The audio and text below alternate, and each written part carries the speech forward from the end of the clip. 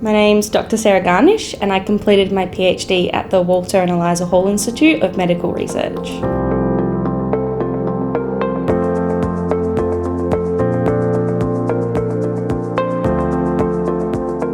Well, I've always had a big passion for science, and I like asking questions that we don't have the current answers to. But I think I decided I wanted to be a medical researcher when I started my honours. And I saw, talking to my family and friends about what I was doing, what everyone at the Institute was doing, how big of a difference that could make in some of their lives, especially those who were suffering with non-life-threatening but diseases that were having an impact on their quality of life. And I just wanted to make a difference, and hopefully my research will do that one day. So my PhD research looked at how cell death can cause inflammatory disease.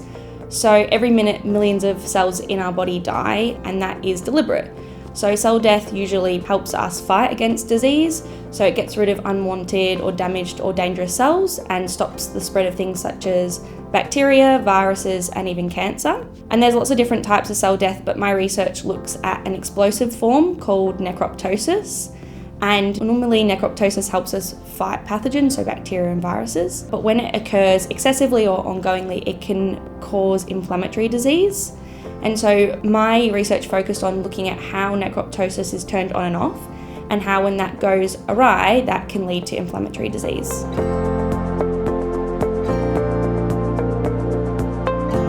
We were pretty excited by the project results. I was able to get a really good in-depth look at how necroptosis is turned on and off, and how our body signals to stop necroptosis. But a bit more broadly, what I found was that many of us are walking around with faulty brakes. And what I mean by that is that a lot of us carry a genetic variant that actually impedes the way of our cells stop necroptosis. So about 2 to 3 people in every 100 have this variant, and basically it means that when the cell tells them to stop necroptosis, it doesn't actually always happen. And so we think that it's possible that this genetic variant, in combination with somebody's lifestyle, their infection history, and other genetic background, could actually be leading them to be developing inflammatory disease.